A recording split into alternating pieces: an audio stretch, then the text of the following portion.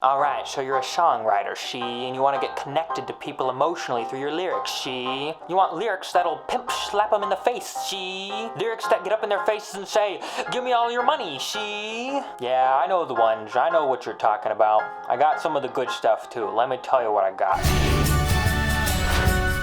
Hey everybody, I'm Clifford Semi, the Pop Song Professor. Welcome to my channel where we make English class awesome by explaining and sometimes roasting song lyrics on school days. She. Stop it. Just kidding, I literally don't know what that intro was, but you didn't click away, did you? So I guess it worked. Anyway, today we're talking about 3 ways to infuse your lyrics with power and connection that will just smack your listeners in the face. That's the whole goal today. We want to smack some people in the face. Smack, smack, smack. In a non-violent, peaceful way. Number 1, get rid of gumshoe moments. Picture this. You're walking down the sidewalk and you're having a great day. You're going at a normal pace. It's keeping pretty even. You're having a good time. Woo-hoo-hoo. There's some sun over there. There's an ice cream shop. You wave at your friend. The friend waves back and then all of a sudden, splat. You try to take a step, but your foot is stuck. You try again and your foot comes out of your shoe. You realize you stepped on gum that somebody left on the sidewalk and now your shoe is all gross. That's a gumshoe moment. Now let me show you what that looks like in a song. I feel my old flings was just preparing me. When I say I want you, say it back parakeet.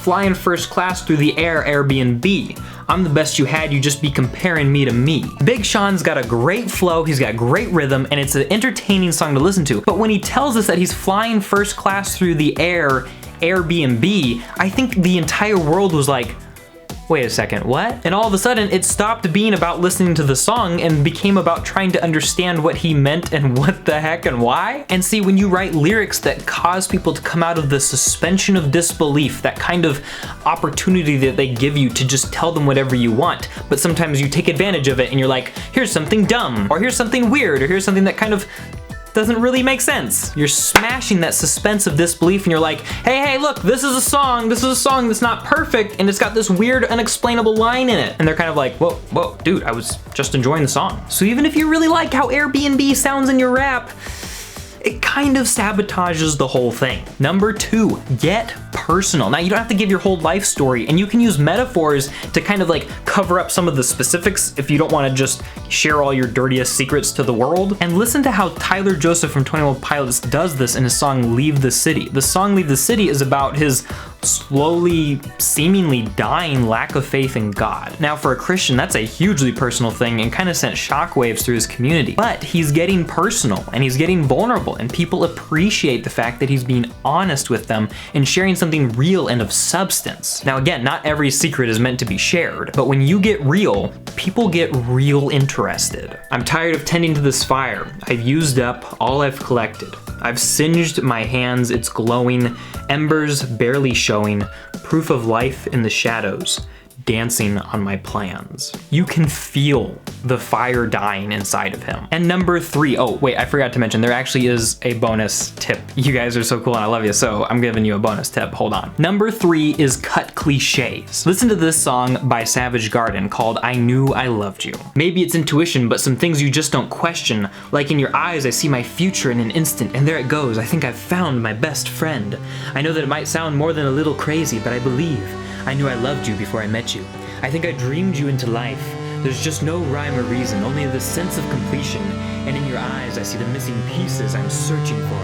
I think I found my way home. Guys, that's like 7 cliches. This dude doesn't know what he's talking about. He's just making stuff up. At least when you use cliches, that's what you're gonna make people assume. Basically, a cliche is an overused image or phrase like found my way home, or I see the missing pieces, or there's just no rhyme or reason. People have used it so much that it stopped meaning something personal and real when you hear it from a single person. So it's up to you to come up with your own new ways and unique ways to you and who you are to explain what you think and feel. But now listen to another song that's a little bit less cliched. It's called You and I by Ingrid Michaelson, and it's one of April's and my favorite songs. She sings, oh, let's get rich and buy our parents homes in the south of France.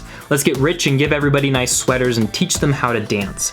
Let's get rich and build our house on a mountain, making everybody look like ants. From way up there, you and I, you and I. Now, the ants line is a little bit of a cliche, but the sweaters, the south of France, I've never heard anybody use those phrases before, and it feels so true and honest to who Ingrid is, and it gives the song a very, like, cute or playful feel to it. 10 out of 10 for awesome lyrics. And before I give you that bonus tip, I want to ask you a question. Do you have somebody else who will read your lyrics, give you an honest, helpful opinion about them? Do you know how to make your lyrics better, or do you often get stuck and you're not really sure what to do and you feel like you're having trouble being original or expressing yourself and your emotions and thoughts just don't connect with the words that you're putting out on the page? Are you unhappy with your lyrics? You being able to express yourself in a way that you are happy, confident with, and you having a community of people who are able to talk about lyrics with you and affirm you and your desire to write something incredible, those are what I care about. And so I've created my community over on Patreon, and I want you to come be a member of it. You will find fellow song lyric writers with the same struggles you have who are willing to give you feedback, thoughts, ideas, compliments, criticisms, whatever you need on your lyrics. And I'll be over there too, giving you my thoughts, ideas, and help as well. You can sign up for a monthly live stream or video where I'm gonna go ahead and give you